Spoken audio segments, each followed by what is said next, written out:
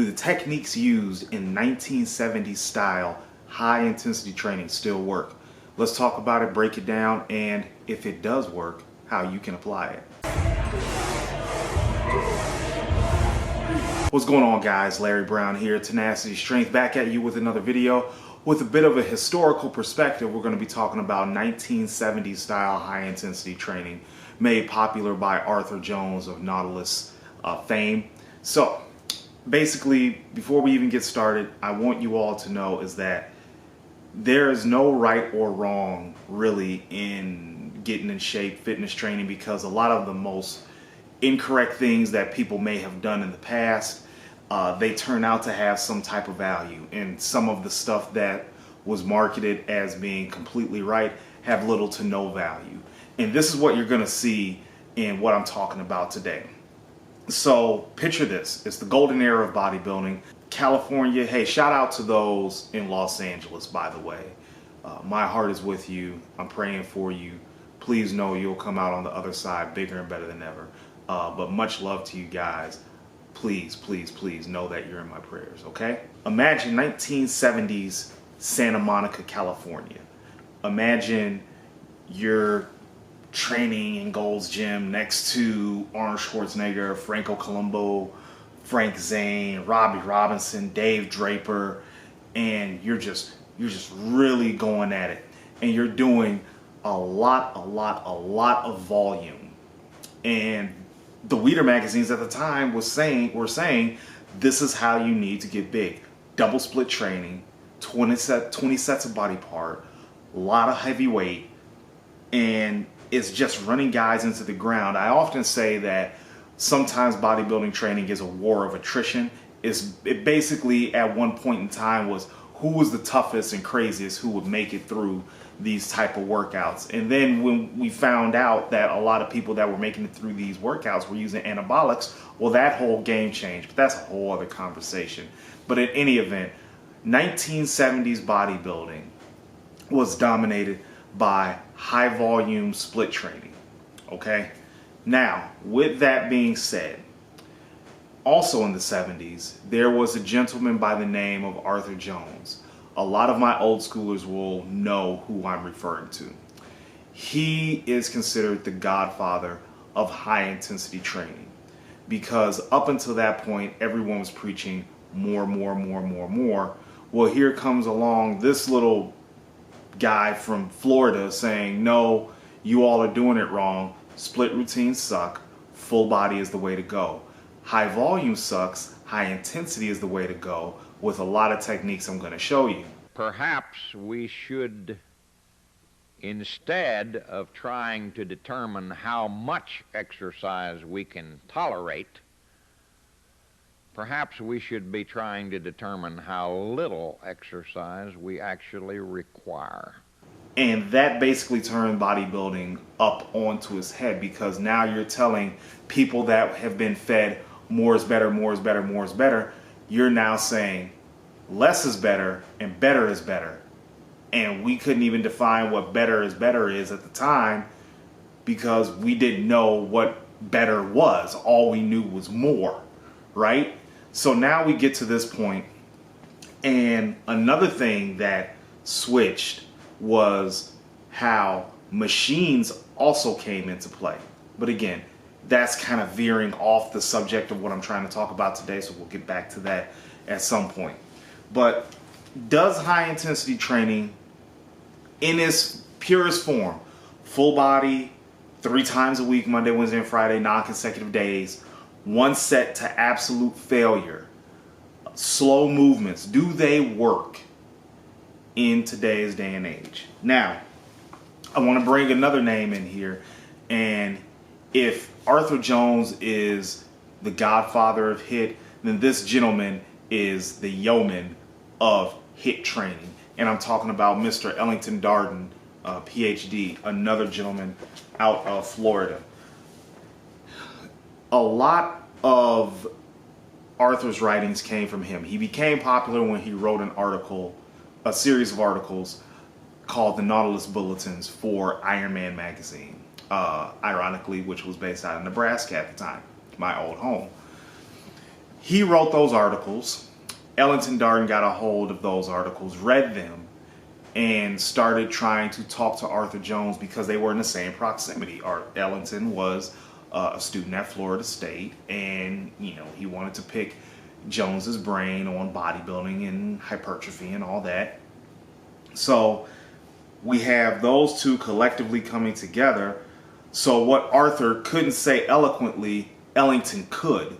And Ellington could put it on paper a little bit better and communicate his ideas a little bit better than what Jones could himself. So that was kind of a partnership made in heaven. I think I remember Ellington saying sometimes they were like oil and water, but for the most part, it's a relationship and the teachings of Jones that has lasted for decades. Okay? So if we look at a full body HIIT routine, some of the aspects that are looked at is, again, one set to failure, slower movements, especially when it comes to the eccentric, and also utilizing a lot of, sometimes, depending upon the routine, you can't say that for all of them, more machine than compound-based movements, okay? So I have experienced training in this realm. My opinion on high-intensity training is that it is good. Okay, if you pick up a book by Ellington Darden, if you just happen to go on eBay, if you happen to go on barnesandnoble.com, if you can get a used book, a good book to pick up by him is the new High Intensity Training. All right, it gives you just enough history and gives you just enough real world application where you can use it in the gym. Here's the caveat. It does not really work for a lot of experienced people. In fact, I'll dare to say that it will not work for about 99% of advanced, and I'm talking advanced, national level professional bodybuilders. Okay? I'll tell you what works better, but that's a little bit down the video. The full body routines are good. The way that Dr. Scott Stevenson has put full body routines back at the forefront with Fortitude training, that's a great way to look at full body training. But the way that Arthur Jones has laid them out, we wouldn't have got to Fortitude if we didn't have Arthur Jones, but also recognize at the same point, Arthur Jones didn't have, his ideas did not stand the test of time. So I'm flipping through this book, which is a classic book. You really can't get this anywhere. It was sold by T Nation. It was called The New Bodybuilding for Old School Results. And I'm just going to take one routine that is a 3-day split that he constructed because he thought normal split routines were terrible. But here's one that not Arthur Jones put together, but Ellington Darden put together. This is a leg, abdominals, lower back, day 1 and 4 workout. So I want you to listen to it. Now, I took a picture of this and I put it up on the screen right now. And I want you to just press pause and I want you to read that just for a little bit. Not for no long time, just for a little bit.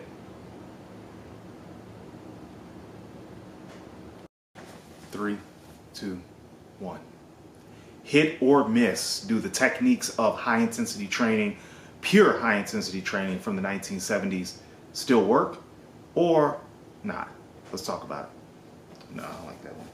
Let's do another technique. 3, 2, 1. Do the techniques used in 1970s style high intensity training still work? Let's talk about it, break it down, and if it does work, how you can apply it. Okay. 3, 2, 1.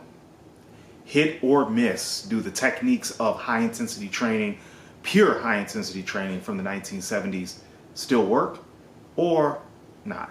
Let's talk about it. No, I don't like that one. Let's do another technique. 3, 2, 1. Do the techniques used in 1970s style high intensity training still work? Let's talk about it, break it down, and if it does work, how you can apply it. And hopefully you paused and read. So, as you can see, leg curl machine immediately followed by leg extension machine, immediately followed by leg press machine. That's great. When I'm crunched on time, I will do something similar, but I won't do just one round of it, okay? I will do multiple rounds of it with no more than 3. 4 is pushing it. 3 seems to be about a sweet spot, because when you're doing a big body part like legs, you're taking in a lot of oxygen, you're doing a big tricep basically. That takes a lot of energy. That's going to fatigue you, especially if you are strong. It doesn't matter if you're using high or low reps. If you use a heavy enough weight, it is going to absolutely roast you. Then it's going to go into leg extension, followed by leg curl, followed by squat with a barbell. So you just basically flip-flop the first 2 and then add a barbell squat to it. So really, you're doing 2 sets of the same exercise, but just in 2 different sequences. Then donkey calf raise, immediately followed by seated calf raise, hanging leg raise, supersetted with a trunk curl, back raise, which is a hyperextension, with a stiff leg deadlift with a barbell. You're going to do that on days 1 and 4. Now, I'm going to say this. Could this work? Yes, it is absolutely good for general population. I think it's good for those that have been detrained and need to get back into the ways of how a gym, not only from an operational standpoint, like certain people are in at certain times, you got certain access to equipment at certain times, it's not crowded, you know, but it also gives you time to assess the layout of the land, how much rest you're having in between sets. That's something that a lot of people don't realize. You're going into these multiple exercises with little to no rest. Well, if you got to walk all the way across the room to get to the barbell squat and you just got done with leg curls, well, you're getting a pretty good rest, even if you are walking. So that's something to think about. But when we're talking about high intensity training, the thing about it is that it will work, but it will not work forever. So if you order these books and you see a lot of these routines, or if you've seen a lot of these routines online, please understand that with a lot of the research and advancements we've come out with now, it is not the most effective way to train. I know there are companies, I know there are people who still push this style of training, and inside of here there are some valid ways to train. Like I said, I will sometimes do that leg tricep. That was the first sequence of exercises inside of that posting I just put up in the video. But that's not something that is needed to be done every leg workout. The way that we do it now with progressive overload, log booking, I feel like a lot of that bears more fruit. I feel like a lot of that will give you more results than, just trying to make it through a HIIT workout. It's easier to progressively overload straight sets than it is giant sets. So please, if you're going to try these routines, keep that in mind. I'm not saying don't do it, but do it. Now, let's talk about something that you'll probably hear. It's called the Colorado experiment, and you're probably diving in. You're looking at your screen right now and asking, Larry, what's the Colorado experiment? A lot of people that have not been around a weight room or have even been around muscle magazines don't get that the Colorado experiment was a experiment with a young bodybuilder by the name of Casey Viator. Casey had already had a level of success, but he chopped off his finger inside of some type of industrial accident, right? And he lost all of his muscle. He wasn't able to train. So what Arthur did is that he brought him down to Florida, trained him for 30 days, and then put up an after picture and said, before, after, Nautilus machines and my training principles work.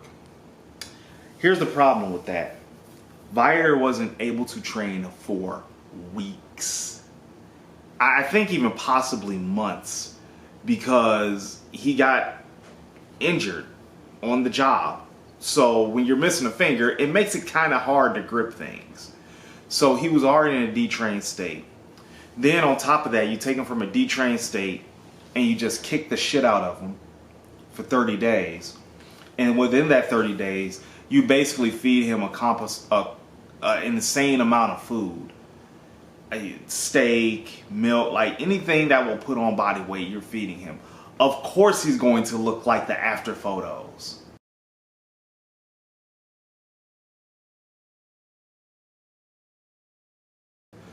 So please understand that HIIT is good and it can be good for the general population, but also understand how much of this is a marketing ploy. I mean, it really is. How much of this is a marketing ploy? So I do think some HIIT techniques are really good. I think that the slow eccentric, always, you definitely want to keep the injury factor low, and slow eccentrics help do that. But when we're raising the weight or anything like that, guys, I think we're splitting hairs at that point. I don't think HIIT is very effective. So also, I don't think HIIT is very effective at getting you big. I mean disgustingly big. I mean slap your mama big. That is not, these techniques are not going to work. They're not. The techniques that do work, ironically, is kind of the volume-based stuff that I was talking to you guys about earlier. Now, make no mistake, I've seen plenty of guys get big off of low volume, but keep in mind they're handling bone-crushing weight to make up for that lack of volume. So, with that being said, HIIT can work, but be careful of the pitfalls of it. Be careful of yourself overtraining. All right. So with that being said, I'm out of here, guys. If you found any value in this video, please let me know. If you have any questions about any books that I recommend by Ellington Darden, please let me know in the comments section below, rather, and I will do my best to answer them and even provide links. Okay? Until next time, guys, this is Larry signing out. Y'all have a great day and a wonderful, wonderful evening.